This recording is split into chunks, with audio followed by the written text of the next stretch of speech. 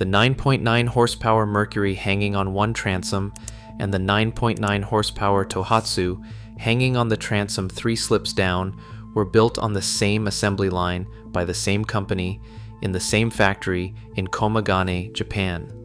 One of those badges usually costs several $100s more than the other for a nearly identical machine. Nobody at the dealership is going to volunteer that information because the markup on brand recognition is most of the profit margin on an engine this size. That is not the only thing the industry would rather you not clock.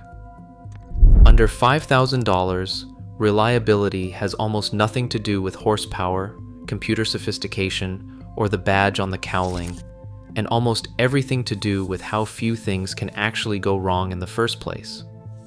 A boat buyer, chasing the biggest number on the spec sheet in this price range, is usually buying the exact opposite of what keeps an engine running for 2 decades.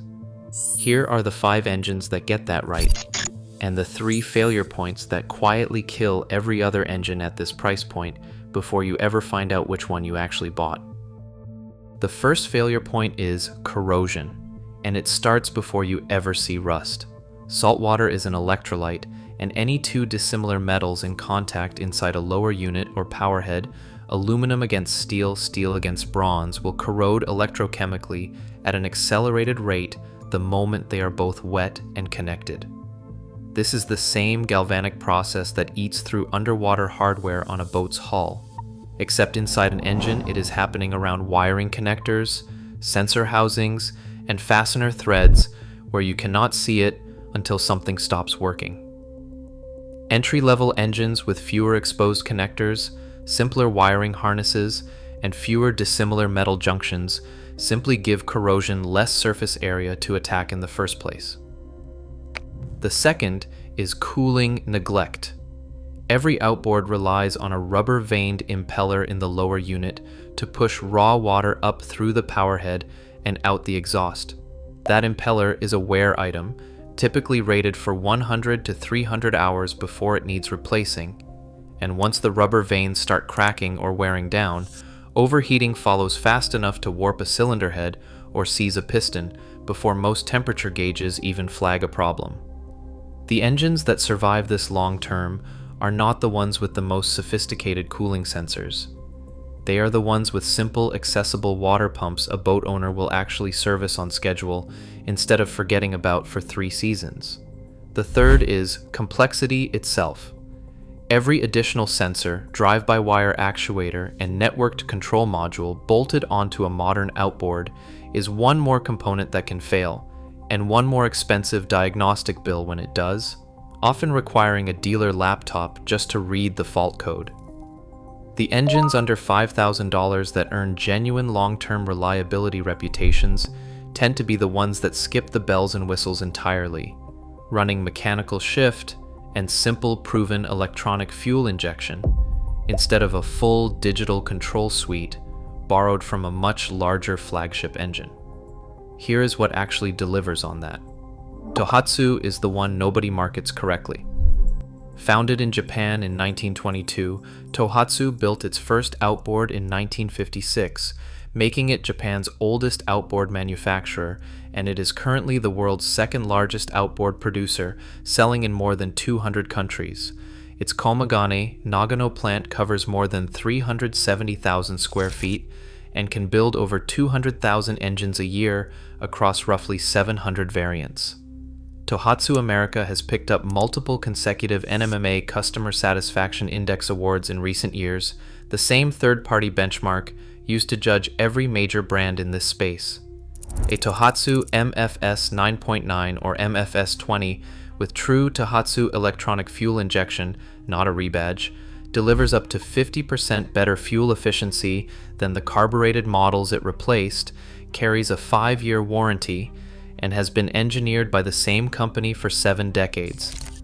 It also happens to be, mechanically, the same engine sold under other names, and the first name on that list should sound familiar. That brings us straight to Mercury.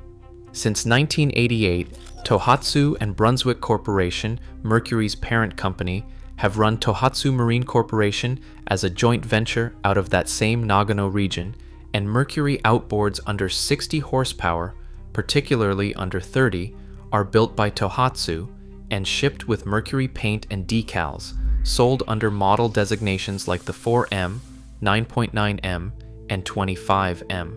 The same joint venture built every outboard sold under the Nissan Marine badge from 1984 until that brand was discontinued in 2014, and it has supplied Evinrude's 15 horsepower and under engines since 2011.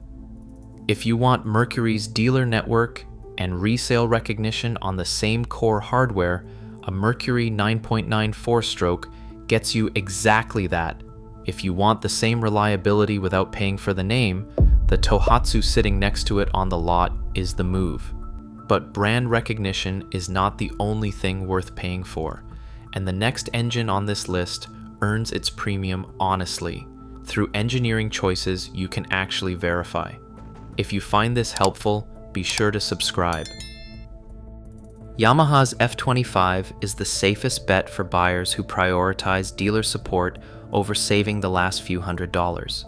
It won an NMMA Innovation Award in 2017 for its battery-less electronic fuel injection, meaning it starts and runs without relying on a battery at all, which removes an entire category of electrical failure points other engines depend on. At around 126 pounds in its lightest configuration, it carries the best power-to-weight ratio in its class. Mechanics who service this horsepower class regularly report that a well-maintained 25 horsepower 4-stroke run with consistent saltwater flushing routinely clears 2,000 hours before needing major work, and the F25 sits at the top of that range for long-term dealer support. Consider subscribing if this kind of breakdown is useful before you buy. But the F25 is not the only engine on this list solving reliability through pure engineering rather than parentage, and the next one does it by refusing to be what it is priced as.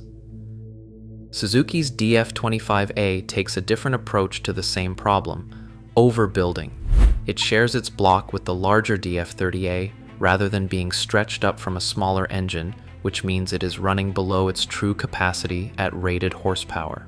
The same logic that makes a truck engine last longer when it never has to work near its limit. At 3 cylinders and roughly 143 pounds, it carries more displacement than the 2-cylinder competitors it is priced against. Suzuki backs it with a 6-year warranty, longer than most competitors offer at this price point, a detail manufacturers do not extend on engines they expect to need warranty work. The last name on this list does not solve reliability through a longer warranty or a bigger block. It solves it by being lighter and simpler than everything else in its class, which sounds backwards until you see the numbers. Honda's BF20 wins the reliability argument through sheer simplicity and mass.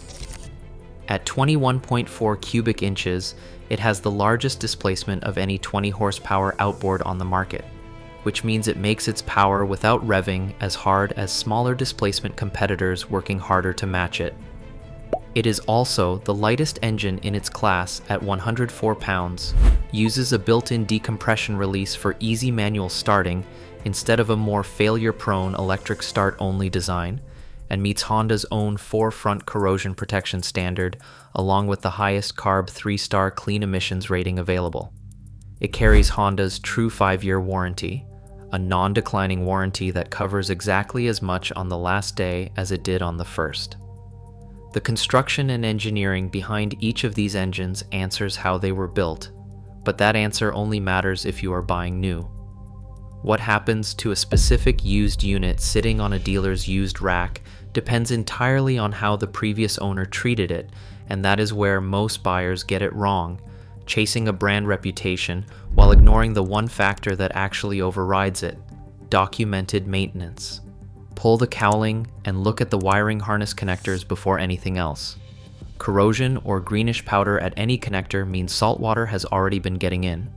Ask directly when the water pump impeller was last replaced, and if the seller does not know, budget for one immediately, regardless of what the hour meter shows, since a failed impeller is invisible until the engine has already overheated.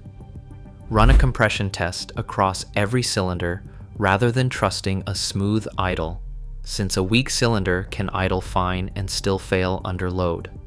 Check the lower unit oil for a milky color, which signals water intrusion past the seals and a repair that only gets more expensive the longer it sits. Look at the propeller for stress cracking near the hub, a sign the engine has been run at high RPM against a stalled or fouled prop, which stresses the gear case in ways that do not show up on a compression test. Ask specifically whether the engine was flushed with fresh water after every saltwater use, because that single habit determines internal corrosion more than horsepower, brand, or price ever will. Reliability under $5,000 was never about finding the cheapest engine on the rack. It is about understanding which engines were built with the fewest things that can go wrong, and which ones are simply wearing a more expensive badge on the exact same hardware someone else engineered. The 5 engines on this list earn their reputation from the inside out, not from a spec sheet or a showroom display. Everything else on that price tag, the paint color, the dealer network, the name that sounds more premium, is marketing layered on top of an engineering decision that was usually made decades ago and never really changed since.